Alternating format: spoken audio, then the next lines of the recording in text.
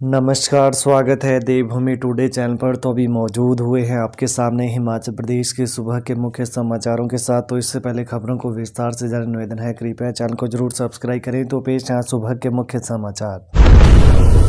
मनाली में फागली उत्सव 11 दिन तक जलाए जाएंगे जिंदा इंसानों के बाल, कृषि कार्य बंद। पर्यटन नगरी मनाली के तहत ओल्ड मनाली में फागली उत्सव का आगाज हो गया है। पिछले कल मनु ऋषि के मंदिर में विधिवत पूजा अर्चना के साथ उत्सव शुरू हुआ। 11 दिन तक अब गांव में फागली उत्सव की धूम रहेगी। उत्सव के दौरान ओल्ड मनाली और ढूंगरी में मिट्टी की खोदाई से संबंधित कृषि कार्य नहीं हो सकेंगे।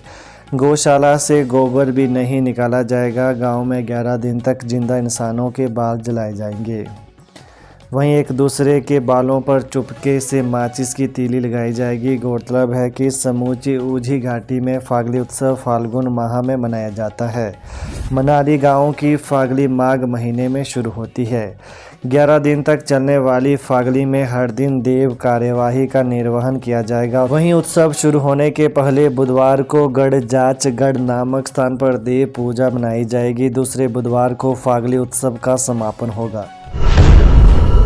राजेंद्र राणा बोले, बिना चुनाव लड़े कैबिनेट रैंक पाने वाले चुने हुए विधायकों पर हावी।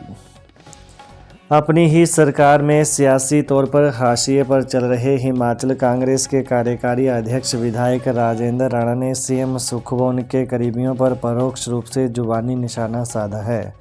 नाम न लेकर विधायक राजेंद्र राणा ने पत्रकारों से जिला मुख्यालय हमीरपुर में पिछले कल अनौपचारिक बातचीत में कहा कि वर्तमान सरकार में बिना चुनाव लड़े कैबिनेट रैंक पाने वाले नेता कई मौक़ों पर चुने हुए विधायकों से आगे कर दिए जा रहे हैं, जिससे कांग्रेस कार्यकर्ताओं में हताशा है। विधायक राणा पिछले कल हीरानगर में भाजपा नेता विनोद ठाकुर की बेटी की शादी की रिसेप्शन में शामिल होने पहुंचे थे। वहीं पत्रकारों के सवालों के जवाब में उन्होंने अपनी ही सरकार को कटघरे में खड़ा कर दिया है।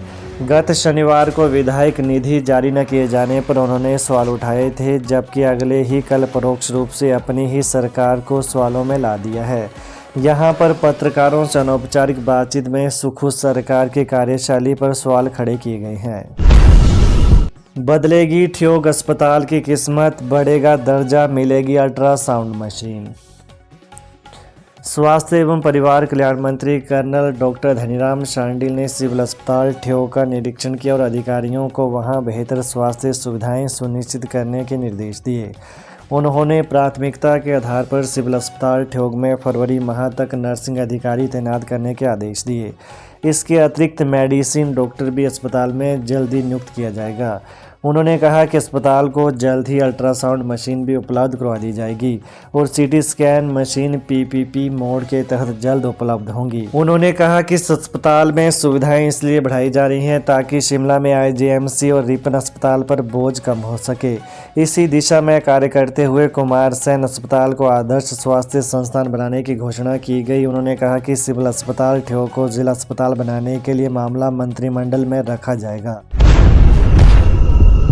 लोकसभा चुनाव की तैयारियों के लिए 10 फरवरी को हिमाचल आएंगे खड़गे।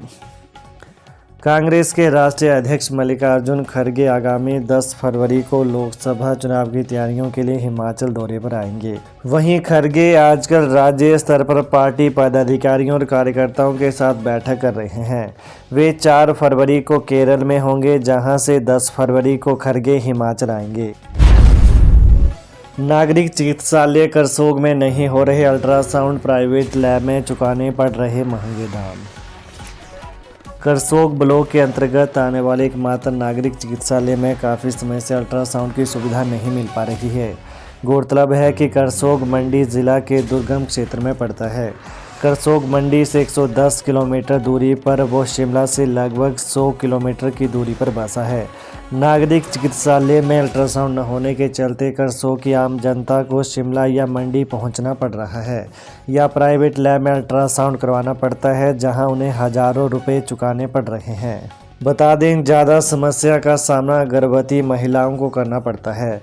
चिकित्सालय में महिला रोग विशेषज्ञ न होने की वजह से जब अल्ट्रासाउंड के लिए शिमला या मंडी जाना पड़ता है तो यह समस्या कई बार विकट रूप धारण कर लेती है।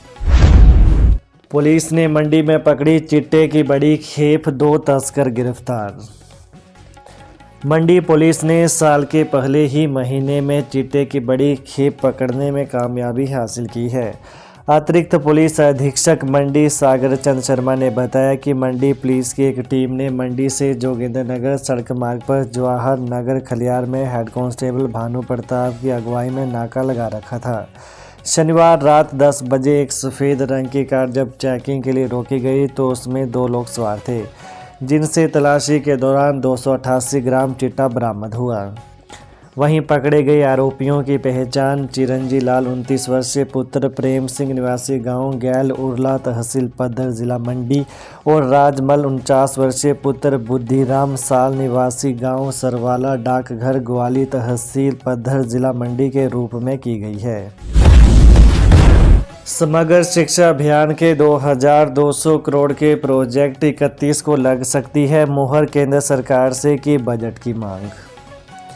हिमाचल ने समग्र शिक्षा अभियान एसएसए के तहत केंद्र सरकार से 2200 करोड़ रुपए के बजट की मांग की है। 31 जनवरी को दिल्ली में आयोजित होने वाली प्रोजेक्ट अप्रूवल बोर्ड की बैठक में इस पर चर्चा होगी। यह बजट 2 साल यानी वित्तीय वर्ष 2024-25 व 25-26 के लिए मांगा गया है। 1100 करोड़ का बजट 2024-25 के लिए होगा, जबकि 1100 करोड़ से कुछ ज़्यादा बजट 2025-26 के लिए मांगा गया है। वहीं सूत्रों के मुताबिक केंद्र ने बजट के लिए लिमिट तय कर दी है। 800 से 900 करोड़ के लगभग बजट हिमाचल को जारी हो सकता है। केंद्रीय शिक्षा मंत्रालय में आयोजित होने वाली प्रोजेक्ट अप्रूवल बोर्ड पीएबी की बैठक में सचिव शिक्षा राकेश कंवर सहित एसएसए के राज्य परियोजना निदेशक राजेश शर्मा मौजूद रहेंगे। हिमाचल ने पीएबी के लिए जो प्रस्ताव तैयार किया है उसकी प्रेजेंटेशन होगी। किस मद के लिए कितना बजट मांगा है इस पर विस्तृत चर्चा की जाएगी, उसके बाद ही केंद्र बजट मंजूर करेगा। हिमाचल के अनुबंध कर्मचारियों को नई अनुबंध नीति पर ऐतराज रद्द करने की मांग। हिमाचल सरकार के 6000 अनुबंध कर्मचारियों ने सरकार से नई अनुबंध नीति को रद्द कर पुरानी अनुबंध नीति को बहाल करने की मांग की है। नई कॉन्ट्रैक्ट पॉलिसी में हर साल 2 बार के बजाय मार्च में एक ही बार नियमितीकरण की बात कही गई है। कर्मचारियों का कहना है कि इससे उन्हें सैलरी के साथ वरिष्ठता का भी नुकसान उठाना पड़ेगा। वहीं अनुबंधित कर्मचारी महासंघ के प्रदेश अध्यक्ष कामेश्वर शर्मा ने शिमला में प्रेस वार्ता में कहा कि कार्मिक विभाग ने 2 दिसंबर 2023 को जो अधिसूचना जारी की गई है उसके तहत अब केवल मार्च में ही नियमितीकरण किया जाएगा।